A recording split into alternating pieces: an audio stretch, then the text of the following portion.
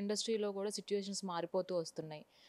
దానికి 30 years industry Prithvi గారు కూడా ఇండస్ట్రీకి వచ్చిన ప్రెస్ మీట్లకు కూడా రాజకీయాలు జోడించి మాట్లాడుతున్నారు. అది పక్కన పెడితే రీసెంట్గా ప్రొడ్యూసర్ కేదార్ గారు మరణించారు. దాని పట్ల రేవంత్ రెడ్డి గారు కూడా స్పందిస్తూ ఇది అనుమానాస్పద మృతి అంటున్నారు. మరి దానికి గురించి ఏం చెప్తారు? ఇప్పుడు గవర్నమెంట్ ఎవరిది?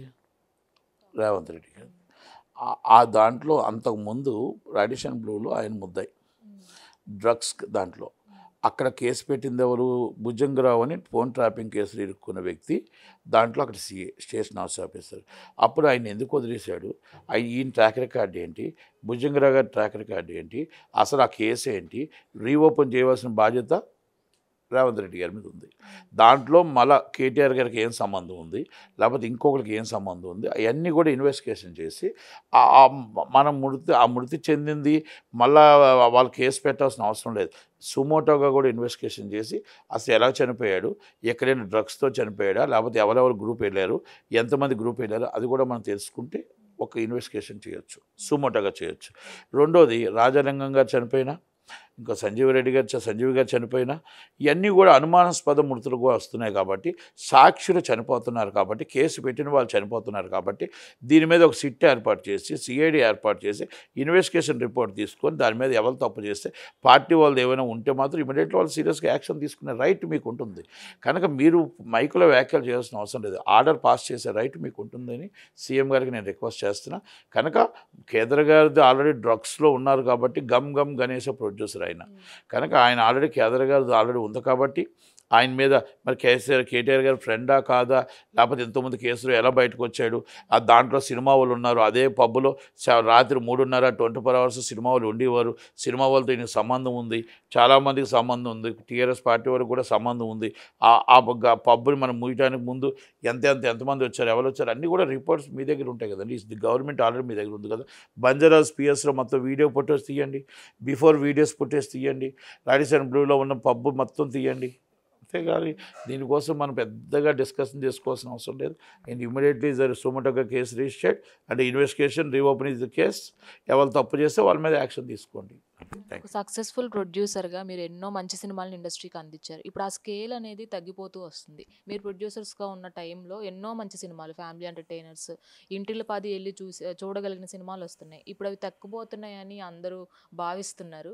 సో ఇండస్ట్రీ స్కేల్ మళ్ళీ ఒక తాటి మీదకి రావాలి అంటే మీరు ఏం సజెషన్స్ ఇస్తారు సార్ ఇండస్ట్రీ పీపుల్? ఇప్పుడు ఒకప్పుడు తెలుగు సినిమాలాగా ఉండేది, బాగుంటే డబ్బింగ్ సినిమాగా వెళ్ళేది. ఇప్పుడంతా ప్యాన్ ఇండియా అంటే క్యూబ్కి డబ్బులు రానివాడు కూడా ప్యాన్ ఇండియానే. ఆడి క్యూబ్ డబ్బులు రావు ఇక్కడ, ఆడి 10 మంది జనం సినిమా చూడరు, ఆడు కూడా ప్యాన్ ఇండియానే. ఎవరు చెప్పు ప్యాన్ ఇండియా అంటే. ఇప్పుడు ఒక కొత్త సామెత వచ్చింది, highest budget 1000 crores, medium budget 500 కోట్లు, లో బడ్జెట్ 200 crores.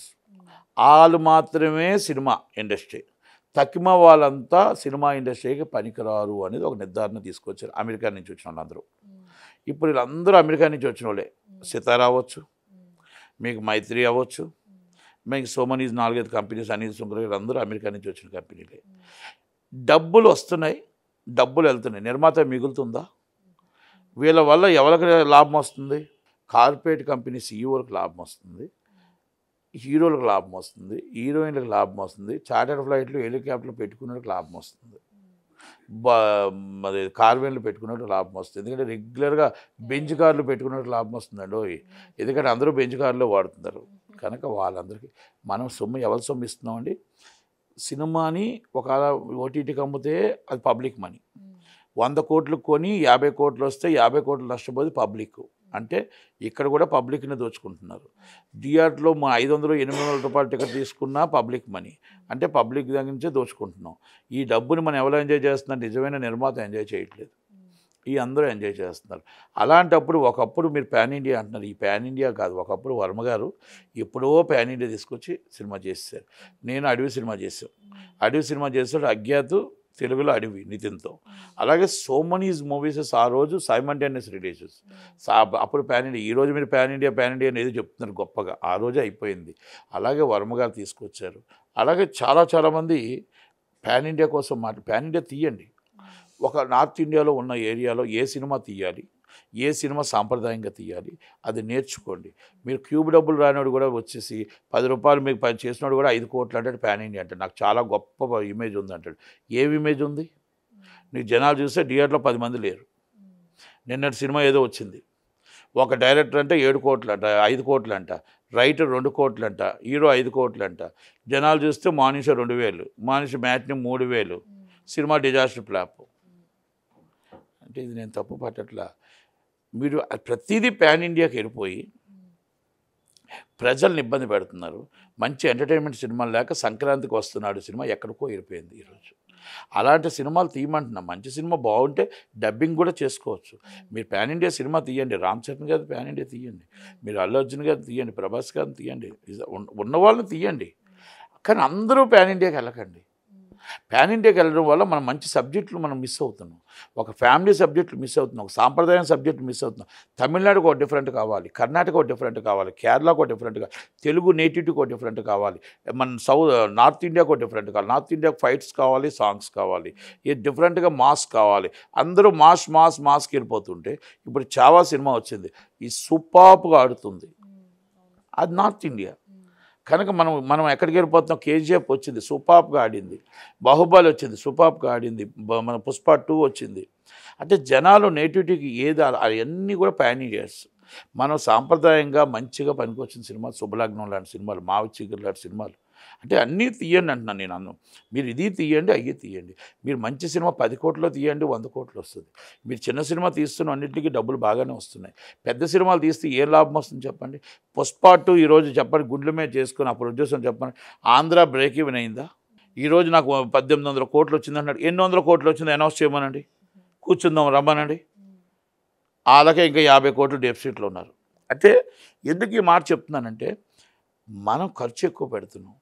అక్కడ వచ్చిన డబ్బంతా మంద కాదు, థియేటర్ వాళ్ళకి ట్యాక్స్లు అన్నీ పోగా మనకు మిగిలింది ఎంత, ఖర్చు ఎంత, ఇవన్నీ ఒకసారి అర్థం చేసుకోండి. అంతే తప్ప డబ్బు పెట్టాం, చాలా గొప్పగా డబ్బు పెట్టాం. మేము ఫ్లైట్లో దిగినా అదే ఏరియా, మనం బస్సులో తిరిగినా, హెలికాప్టర్లో తిరిగినా అదే ఏరియా. కనుక మనం 10 హెలికాప్టర్లు బ్లాస్ట్ చేసినా, 10 సుమోలు బ్లాస్ట్ చేసినా, మంచి సబ్జెక్టుగా సినిమా తీస్తే మనకు అదే. ఈరోజు మీరు డాకు మహారాజ్ అన్ని ఖర్చు పెట్టారు, మీరు గేమ్ చేంజర్ అంత ఖర్చు పెట్టారు, ఏమీ ఖర్చు పెట్టలేని సినిమాని మిమ్మల్ని ఇద్దరిని కొట్టుకుని వెళ్ళిపోయింది.